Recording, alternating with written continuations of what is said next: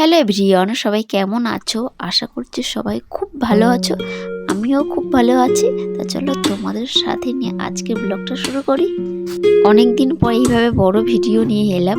এখন তো প্রায় দিন ছোট ভিডিও শেয়ার করি, কারণ না সারাটা দিন কি করি ঠিকঠাক সময় করে উঠতে পারি না যে তোমাদের সাথে শেয়ার করব। তা চলো আজকে একটু তোমাদের সাথে সারাটা দিন সাথে নিয়েই চলি। এখন ঘড়ির কাঁটাই বাজে পাক্কা 6টা। এখন আমার সকালটা শুরু হয় 5:30 থেকে 6টা, এরই মধ্যে দেখো সকালে ঘুম থেকে উঠে চিয়া সিড ভিজে রেখেছিলাম, সেটাই খেয়ে নিলাম। একটু রোগা হতে চাই, কতদূর কী হবে জানি না, সবটাই তোমার সাথে শেয়ার করব। আর এখন নিজে তো একটু খেয়ে নিলাম, আর মেয়েকেও তো খাওয়াতে হবে, তাই মেয়ের জন্য একটু ছাতু গুলিয়ে নিলাম। ওকে তো খাওয়াতেই আমার অনেকটা সময় চলে যায়। এত সকালে আমার মেয়ে ঘুম থেকে ওঠে না। আমার প্রায় অনেকটা কাজকর্ম গুছিয়ে নিই, তারপরে ওঠে 8টা সাড়ে 8টার দিকে, কিন্তু আজকে 6টার সময় উঠেছে। তাই একটু হালকা পাতলা ছাতু গুলিয়ে খাওয়ালাম। ওকে খাইয়ে সংসারের কাজকর্মতে লেগে পড়েছি। এখন সংসারের কাজ, তার সাথে এই রান্না বান্না তো আছে, দোকানের রান্না বান্না। দুদিকে দুটো উনুনে রান্না হয়, তা মা একদিকে নাড়ে আর আমি একদিকে নাড়ি। তার মধ্যে আবার বাসন কুসনগুলো মেজে নিই, যে রাতের বাসনগুলো থাকে তখন মা দুদিকটা সামলে নেয়।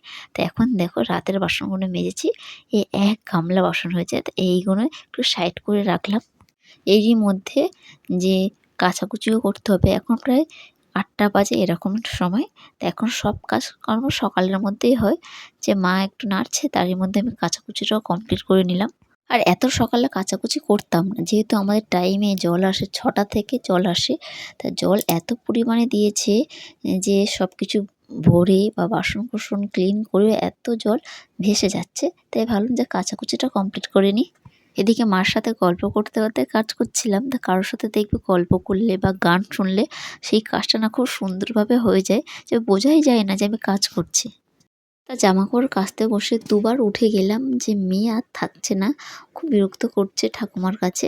তা ওকে গিয়ে একটু সামলালাম, মা একটু গিয়ে সামলালো। এত সকালে আমার মেয়েটা ঘুম থেকে ওঠে না, আজকের উঠে পড়েছে।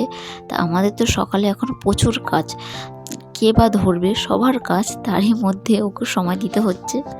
কাচাকুচিটা কমপ্লিট করলাম, আর আমি মেলতে গেলাম না, ওকে নিয়ে ঘরে এলাম। বাড়িতে কিছুটা ওকে খাবার দিলাম, দিয়ে ওকে বসিয়ে রাখলাম। এখন আর আমার বসে থাকার সময় নেই, ঘরেতে এসে যে একটু ওখানে সময় কাটাবো, তার সেই ফাঁকে আমাকে কাজ করতে হবে, কারণ সকালটা খুব ব্যস্ততার মধ্যে থাকি। তাই ভাবলাম ও একটু খাচ্ছে খাক, আমি বিছানাপত্রটা একটু গুছিয়ে নিই, ওকেও দেখা হবে আর বিছানাটাও গোছানো হয়ে যাবে। এদিকে দেখো সুন্দরভাবে বিছানাটা গুছিয়ে নিলাম। বিছানাটা যদি না অগোছালো থাকে না, খুব বিরক্ত লাগে। ওর সারাটাতে দিন মেয়ে বেশিরভাগ সময় বিছানায় থাকে।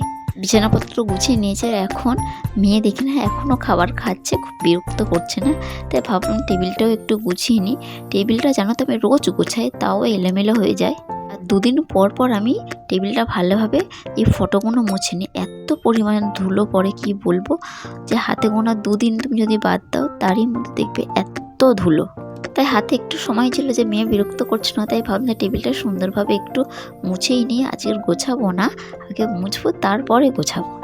এদিকে আলমারিটাও একটু মুছে নিলাম, যে খুব ভালোভাবে মুছলাম না, যে হালকার মধ্যে একটু ধুলো লাগছিলো, একটু মুছে নিলাম। আমার মেয়ে এখনও খাটে বসে আছে, ওকে এবার কিছু খেলনা দিলাম, দিয়ে আমার ঘরটা মুছে নিলাম।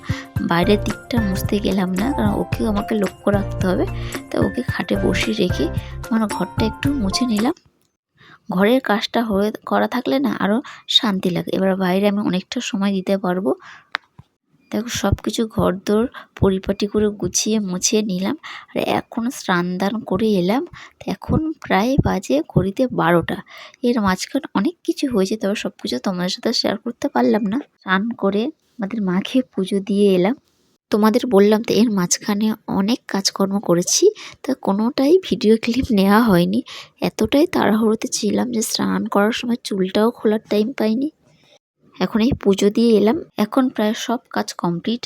দোকানের খাবারও চলে গেছে, স্নান দান পুজোও কমপ্লিট। এখন একটু নিশ্চিন্তে ঘরে বসবো। এখন দেখো একটু রেডিও হয়ে পড়লাম, চুলটাকে একটু চিরুন করলাম, একদম ভিজে চুল, আর একটু সিঁদুর পরলাম।